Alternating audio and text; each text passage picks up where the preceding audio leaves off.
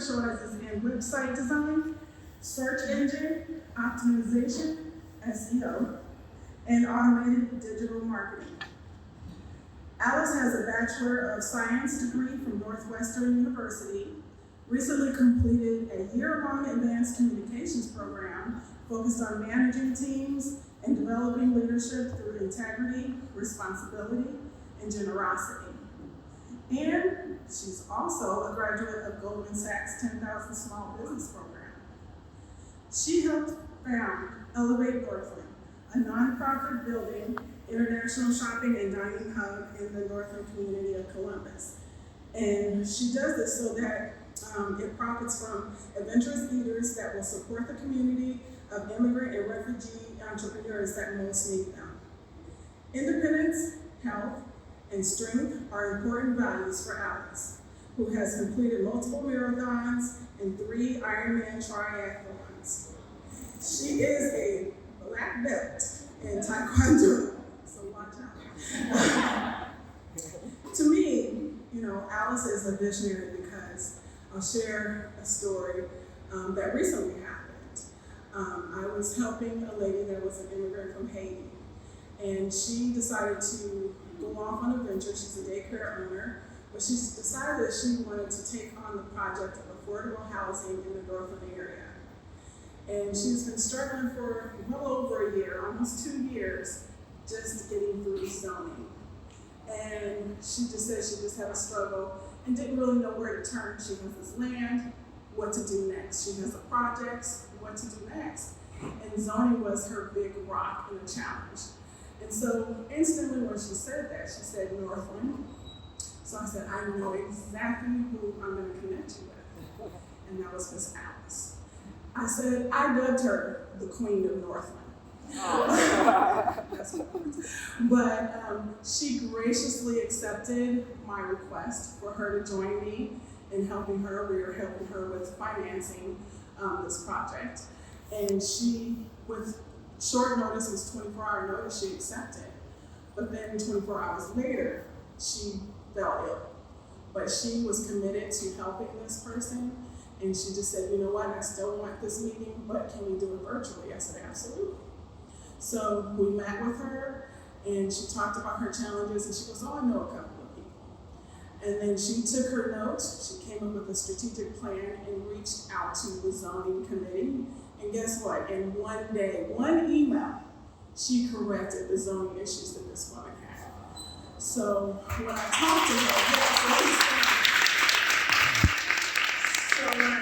lady, she says, Tiffany, thank you so much for connecting me with Miss Alice. She was a gift from God. So without further ado, please welcome to the stage NAWBO Columbus Visionary Honoree, Miss Alice.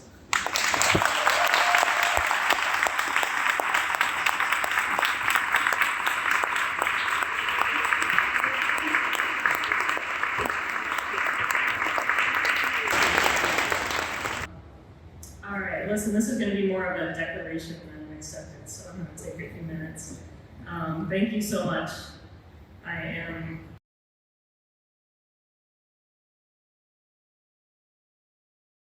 and now an executive at IBM.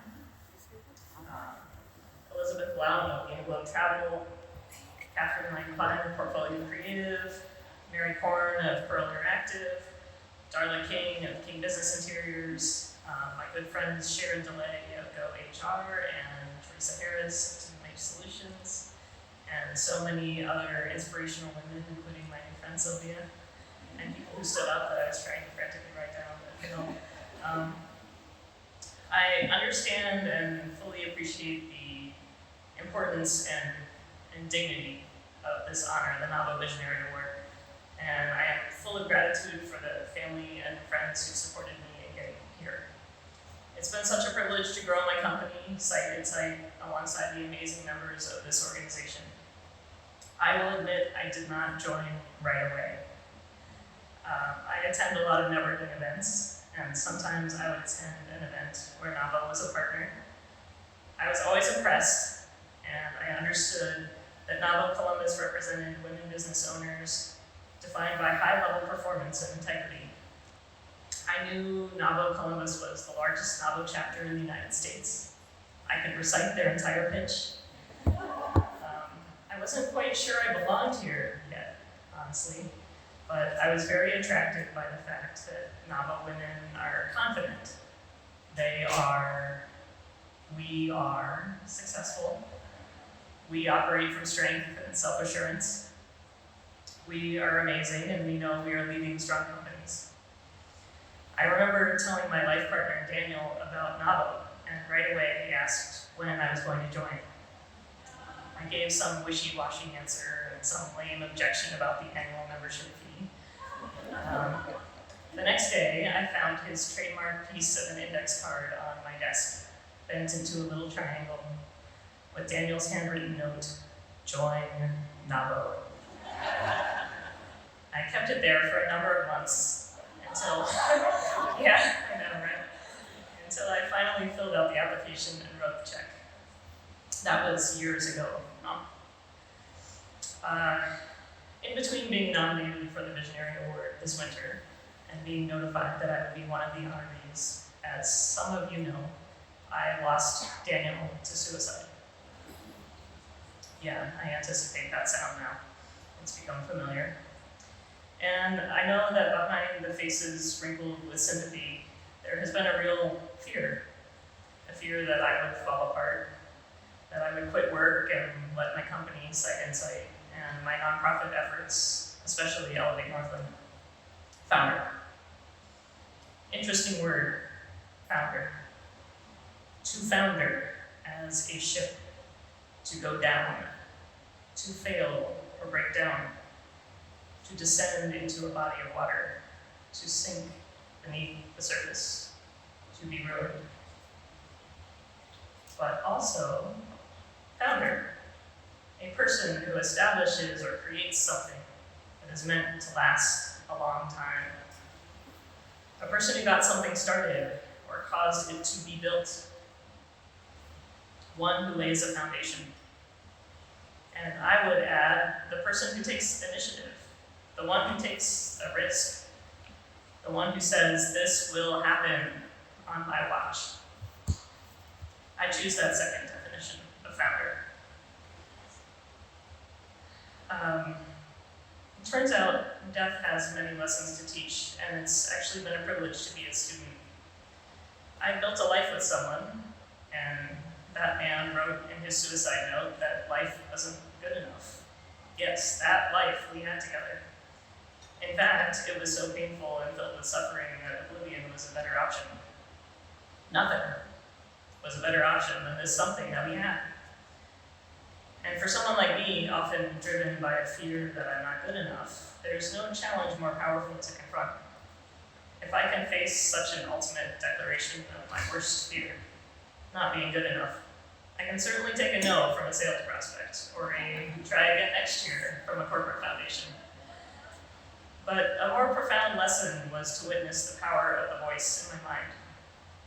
You have that voice too, and so did Daniel.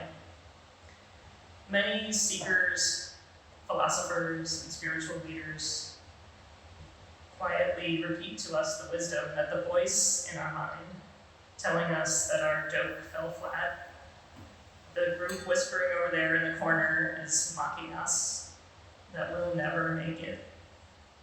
That voice, that bitter, cynical voice, is not us, they say. It's a defense mechanism to keep us safe in childhood, but there's no off switch. It doesn't shut up in adulthood. These wise teachers, they tell us that our will, our commitment, our volition, it is stronger than that voice. But we listen to the voice. Sometimes, tragically, we listen only to the voice and lose sight of beauty, love, purpose. That's what happened to Daniel, the man who spurred me to join this group. Grief has been an interesting thing, and we all know grief. The death of a parent, the death of a beloved pet, the breakup of a relationship, carefully laid plans obliterated by a mistake in some paperwork, sudden emotional distance from our children, or a previously dear friend. Whatever the cause, the grief is a journey. I've learned I can control my pace on this journey through this jungle of anger and sorrow and suddenly changed plans. I can walk faster or slower, but I can't control how long the path is. I've learned I can stop and sit down, but I still have just as much distance to cover and want to get up again. And I've learned that pity is like a very attractive swamp that pulls at my ankles. Oh, how nice it would be, knowing that no one would judge me for it, to just stop. No one would say anything to me if I ran my online marketing company into the ground. Nothing but poor Alice. No one would criticize me if I stopped building a business center and an incubator for disadvantaged businesses in Northland. I can even imagine the news stories about a promising dream that fell apart when the founder foundered. It was understandable, so tragic. And don't get me wrong, this is not a story about leaning in and working myself to the bone and never stopping to cry. I cried.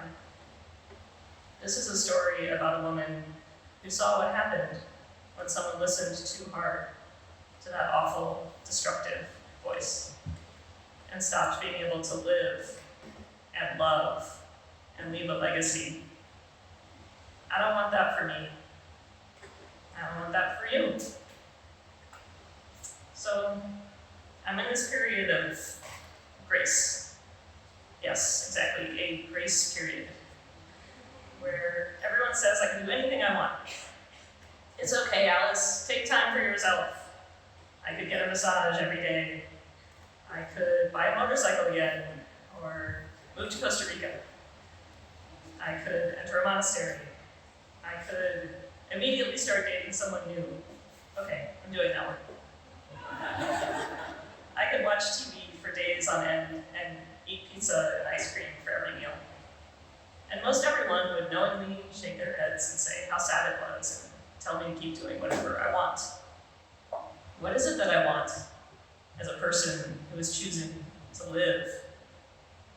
Think about that for yourself too, because we're choosing to wake up every day. What I want now, what I really want after all this, is to keep building my marketing company, to keep hiring and employing people who may not be neurotypical, but who are brilliant, creative, and integral to the team. What I really want is to send my two boys, a junior and senior at Westerville North, off to college with a sense of wonder and excitement, and the quiet knowledge that I have their backs.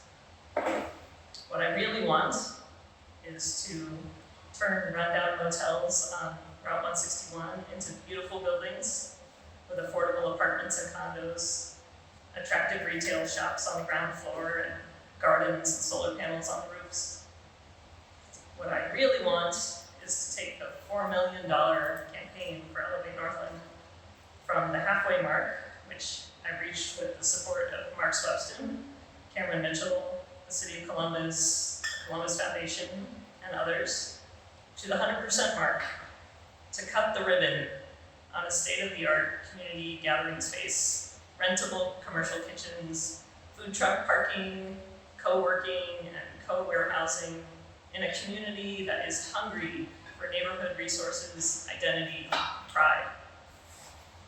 What I really want is to leave a legacy so big that that mean, critical voice in my mind is left, finally, speechless. So, since everyone keeps telling me I can do whatever I want right now, that's what I'm going to do.